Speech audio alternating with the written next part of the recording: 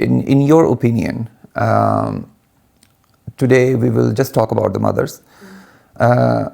What are some of the signs where a teenager or somebody who is maybe in their 20s, they can understand that their mother perhaps is not emotionally mature person or emotionally mature parent? What are the few signs they should look for? How I experienced this, it was like, first of all, I felt anxious all the time. Like there was like a pressure in my body that like something is wrong. I was also a very angry child, like a young person, because like I was ignored and like there was no space for me to express my emotions. And I think there's also a really big telling sign when you have to question your reality all the time. Like, because also when it comes to this parenting, like when they never really admit if they do anything wrong. So instead of admitting it, they are like gaslighting and stuff. And I just recognized me like that's actually like I was keep questioning my reality about everything, you know, like for example, I had an appointment and I had checked like 3 times the email, like, what is my appointment? I already knew it's 2:00, but I had to check it 3 times because I wasn't sure if I was right. Because I like, anytime like there was something like, for example, I told my mom, she said something and I said like, it was really hurtful. And she said, I never said that. Then I was actually questioning, did she really say that and stuff? You know, so it's a really big telling sign that like you keep questioning your reality, like if it's right or wrong. Like you should be secure about your thoughts and stuff. And if you grew up like this, then you're not. True. And I think other major thing is that if there's any conflict, of course you are living in one household, especially when you're a teenager, and if your mother always shows you that no, I'm doing my job very well, it's you. Either you are not understanding or it was your fault. So of course, sometimes it can be your fault. I'm not saying that it's always mother's fault. But if 100% your mother is always on this, that no, it was not my fault. I either, like you said, I didn't say it, or in some cases it's like, no, I didn't say like that, I said like that, this is what I meant. And it's always like you are in a very toxic circle which never ends. I think this is also one of the signs when your mother never takes any accountability. Like, okay, yeah, that makes sense, okay, sorry. So this is also one of the things. Is there anything else which comes in your mind where we can help someone to recognize from the start that, yeah, it looks like my mother is either gaslighting me or maybe she is very emotionally immature parent? Guilt tripping? Guilt tripping. Guilt tripping. Okay, tell me about that. Then like they make you feel like that you're the bad guy. There was also like a similar case, like I said, something happened that like, you know, I didn't like what she said. Or like, you know, then she said that you made me say that. Or like, it is your fault. Like, or they make a mistake and they blame it on you. Like, you know, and then like things like this, like, yeah, you were also not an easy child to handle. You were crying a lot. It was really hard for me as well. Like, you know, and then like, instead of like saying, yeah, I should have given you a bit more attention and love, and like, no, it's your fault. And so like feeling guilty all the time, like it's absolutely agree, yes. so like this feeling of guilt all the time, like, you know, they feel like you are like responsible of everything is bad happening in the family and stuff. It's a really big telling sign that like there was like something is off with this upbringing and it was unhealthy. Can you believe my mother still blames both of us brothers? She was used to beat us so badly, especially my older brother. Like, she was used to beat him that much that sometimes she was used to have long sticks, and those sticks were used to break. Yes, she was used to hit him so hard. And until now, she still says, basically, it came in my mind like, yeah, he was a very hard child. Or whenever she beated me up, it was always like, it was your fault. You made me do that. It's very clear. Literally, those were the words. You guys make me to beat you guys. And we were not even teenagers. I remember she started first time beating me. I think I was already 3 years old, and kind of hardcore. I mean, so yeah, you're absolutely right that, and honestly, for a very long time, I was used to think that, yeah, my mother only hits us when it's our fault. So as a kid, we deserved it. And this can be very hard to let go later in your life, in your adult life. Yeah, I think so too, because then you're going to blame yourself for everything bad happening also, like in your following relationship, like, you know, that like, you know, it's like if your partner is violent with you, like, I deserve that slap, you know, because I did that, because I was breathing loud. I don't know, like, you're always going to find a reason to blame yourself, and it's just really, really heavy to let this go. It's like, no, I don't deserve that. Like, I also have not, like, my mom never beat me, but I remember one thing it happened that was just like, I think maybe I was 12, 13, and it was a very snowy, icy day, and then my mom picked me up from school with the car, and then she found out I got a really bad grade on my English exam. And she started screaming at me in the car while she was driving, and she was always driving really fast, and it was like dark, snowy, and icy. And then like she didn't look for a second because she was driving, and we slipped on the road, and we were like going like this on the other side of the road, and then the other car almost hit us. And we ended up in the, like, you know, this thing with the car. Yeah. And my mom was keep screaming, "This is your fault. You made me." It's like, you know, it's your fault. We always got in a car accident because I got a bad grade. And how old you were? Like 12, 13. So like, yeah. So like, this is like, I'm not saying this because I want that, like, I'm not angry at my mom or I hate her. Like, I just want to, like, I want no bad for my mom. It's just like that these things were like really, really hard for me to like deal with this after, like, was to just let go, like. Another thing can be sharing this. One of the things for me, for example, when I share my stories online, is that it's for the both sides. If you are one of those parents, you can double check. Oh, because I think when you listen to somebody else's story, it makes a little bit more sense. That, and of course, major thing is to all those teenagers or even adults who literally people are caught up even when they are in their 30s, 40s, still with a dilemma of their parents. So yes, that's why I think it's important to share those stories. Maybe out there somebody can learn something out of it. Other thing which I would like to ask, now you are there where you realized, especially your mother was an emotionally immature person, and she's still very much involved in your life. Even though I remember we talked about the boundaries in the last sitting as well, but I would like to refresh it again. How to create your boundaries with your mother if you're in this kind of situation? Yeah, it starts with distance, I think, first. Distance. Yeah. Like then you can actually start to learn about yourself.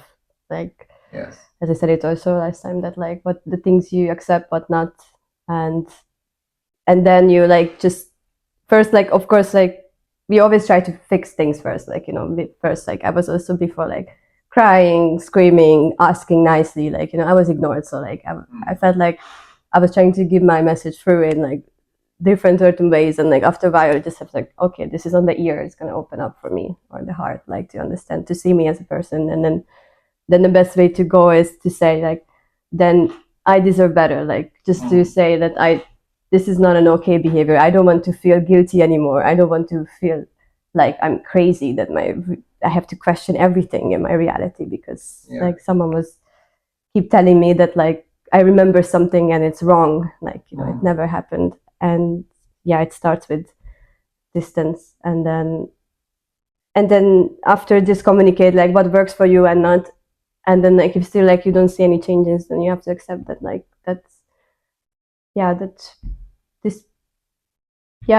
she brought you to this world, but it doesn't mean that you have to be around this person anymore if it harms you, like, because you have to take care of yourself, and sometimes it comes with like saying goodbye for the people from your past. Absolutely. What about that guilt? I think many years, a lot of people, a lot of kids, they just waste their lot of years in that guilt when they start creating their boundaries, even though they know they are doing the right thing. But they still have this guilt that, oh, I'm doing something wrong to my mother. And let's not forget, those mothers which we are talking about, very often they let you know vocally that, oh, you are trying to create boundaries. This is one of the worst things you are doing to me, to your own mother, somebody who brought you to this world. This is what you are doing. This is how you are paying me, my whole hard work. And now you are saying that I need to call you first before coming to your place, things like that. So then, of course, you struggled already a lot when you were growing up with those kind of parents. And then when you start to create boundaries, then you have constant this kind of negative response from your mother. How to work with that guilt where you are like, no, these are my boundaries. No matter what my mother says, I'm going to stand with it. I know these are baby steps, but how to? Where? Yeah, this is really hard because it's kind of like draws you back for the things you know. And then when you're creating boundaries, it's like an unknown situation. It's just you have to remember why did you set these boundaries, and what happens if you're gonna let yourself guilt tripped into yes, mom, you're right. You should. So remember that you have to take care of yourself, and you set these boundaries for a reason. And it is really hard, but you have to stay strong, and then it takes practice actually. Practice, yes. Practice. That's a key word, I think. Yeah, because many times you will fail. Yeah. And it's okay. Yeah. It's okay to fail, but practice again and again. And one day, either your mother will understand from where you are coming from, or you will create your boundaries and you will start your life happily. Yeah, it also sometimes the failing is also helps just to remind you, because that it happened with me that I set my boundaries, and then I stepped back a bit, I let my mom behave in a certain way what I didn't like, and then it made me feel a bit uneasy, uncomfortable, I felt I betrayed myself because this is not what I agree with myself, that I'm gonna accept this and stuff. So it just also can be a good reminder that okay, this time it happens, it's okay, but next time remember to love yourself, and you set these boundaries for a reason. And then after it's gonna be so much easier, and also in other territories in life, with friendships and partnerships. Just to clarify this, because a lot of people, they send me messages when I make this kind of videos about emotionally immature parents. One of the things is that they also went through a lot. That's why they became like this. What is your take about this? Because I know this. I thought about it for years. And once I realized that they had their own traumas, I think I gave them years to understand. I read few books to them, or gave, this doctor was talking this, or this therapist was saying this. It was just indirectly help. Maybe they can self-reflect on their traumas, and then as kids and them as parents, we can start a happy life. Because in every age, you have the chance to start happy life and peaceful life. But a lot of people, when we talk about emotionally immature parents, they think that people like you and me, they did not figure out that our parents also went through traumas. So, you know that, right? Your mother also went through some kind of trauma, right? Definitely. That's why I'm also let go of being angry at her, because I. Oh yeah, true. It helped me too. Yes. That's one of the reasons that you are able to forgive them. Yeah. I mean, yeah, I know she was not easy for her, for sure. So that's why I said I wish all the love for her, stuff, because I know it was not easy for her in many parts of her life. And yeah. But important here is not to forgetting this, that it happened to me once I realized that she went through a lot. I'm not exaggerating. At least I gave her 10 to 15 years after that. And now when I look back, or somebody who is there right now listening to me, I would say to that person, do not give 10 to 15 years, please. Maybe 1 year or 2 years. Because if somebody wants to listen to you and they want to bring some change in their life, they will. Within 1 to 2 years, you will see the signs. But if it looks like a wall, which is never breakable, please do not waste the precious time of your life. Because your life also matters. Your story also matters.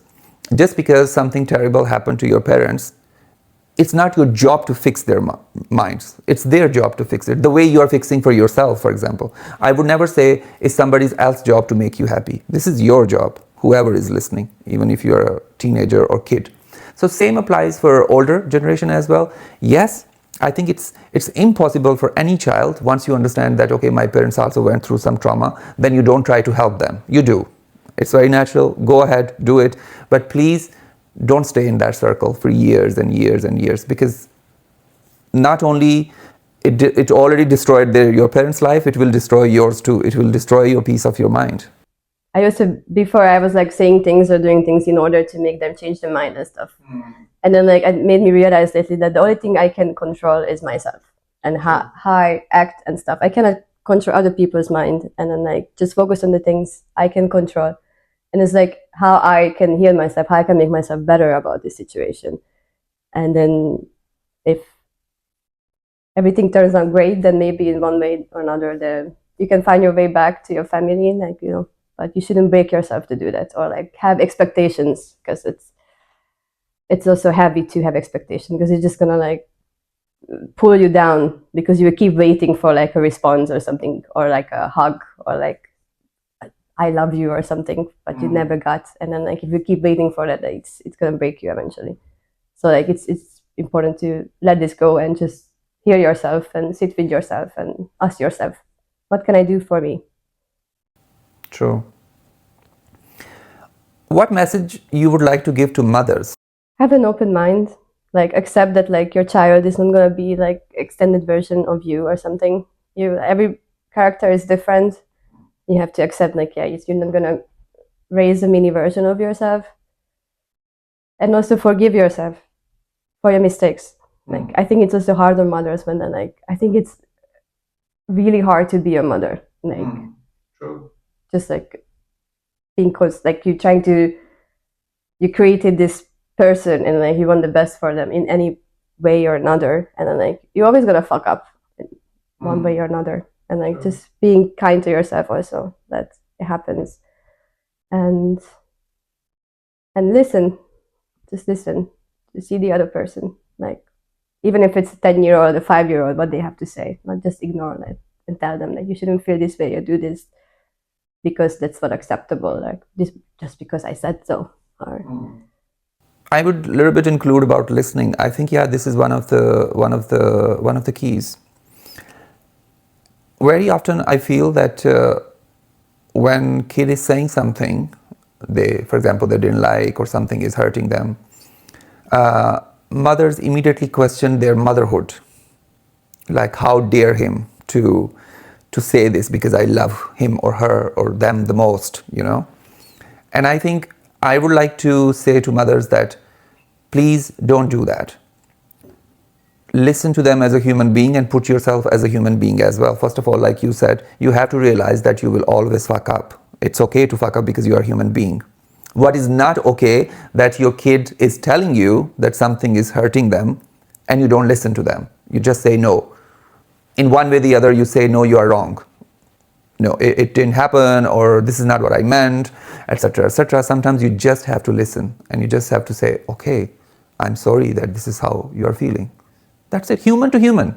I think a lot of times it's really hard for mothers to go step down for the motherhood, because somehow society also teaches you that no love is greater than mother, you know, and then they're like, how dare them to question that I didn't do this right when they were 10 years old or 5 years old. It's okay, just take a breath and listen to them. This can bring so many changes, positive changes. yeah, I agree, because and then I think it's just like kids, or like in general, like it's really important to have your feelings validated. So like that's why like the important part of listening. You keep telling your kids that you're wrong, or just shut your mouth, I don't care, I'm busy, then it's gonna make them feel like that, like, okay, I'm non-existent, or I'm crazy, or like I overreact, or like I'm too sensitive, and then it's gonna like create like a kind of unhealthy grown up, you know, with a lot of issues in their future relationships. So yeah, listening is very, very important. Thank you, love, once again. Thank you, dear. Yeah.